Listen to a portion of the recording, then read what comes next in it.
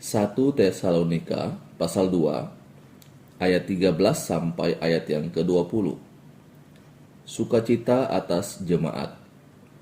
Dan karena itulah kami tidak putus-putusnya mengucap syukur juga kepada Allah, sebab kamu telah menerima firman Allah yang kami beritakan itu, bukan sebagai perkataan manusia, tetapi dan memang sungguh-sungguh demikian, sebagai firman Allah, yang bekerja juga di dalam kamu yang percaya.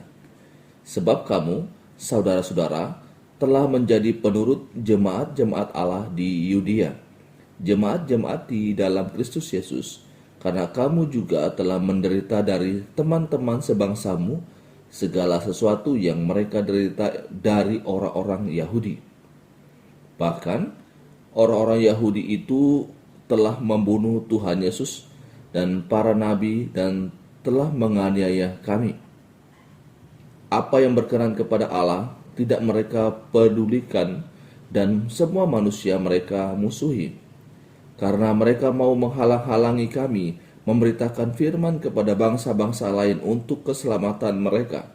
Demikianlah mereka terus-menerus menambah dosa mereka sampai genap jumlahnya, dan sekarang murka telah menimpa mereka sepenuh-penuhnya.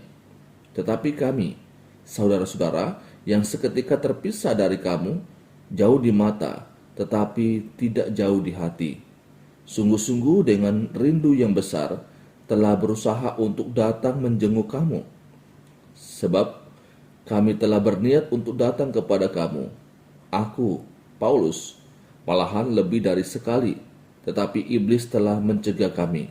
Sebab siapakah pengharapan kami atau sukacita kami atau mahkota kemegahan kami di hadapan Yesus, Tuhan kita, pada waktu kedatangannya, kalau bukan kamu? Sungguh, kamulah kemuliaan kami dan sukacita kami.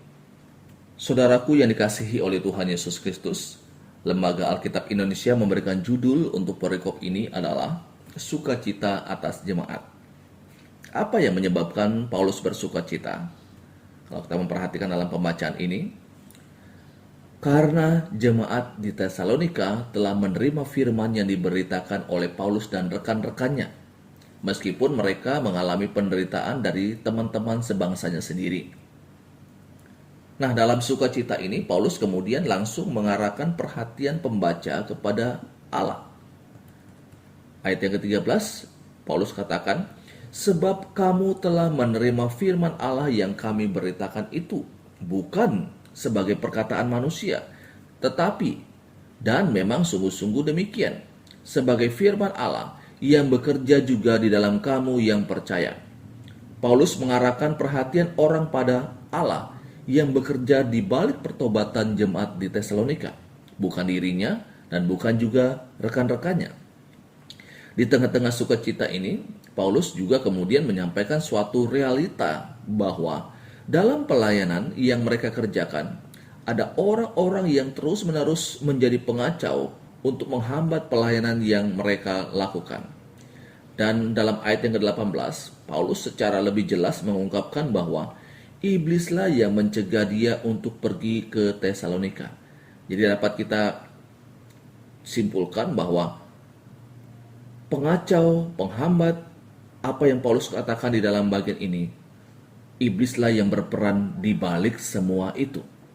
Saudaraku yang dikasihi oleh Tuhan Yesus Kristus, dari pembacaan ini ada beberapa hal yang dapat kita pelajari. Pertama, dengan kita percaya kepada Allah, tidak menghindarkan kita dari berbagai macam kesulitan dan tantangan hidup.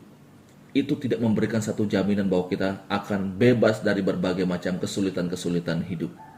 Yang kedua, keberhasilan dalam hal apapun, secara khusus dalam pemberitaan Injil, dalam pelayanan yang kita lakukan, ingatlah, itu karena Allah, bukan karena kita.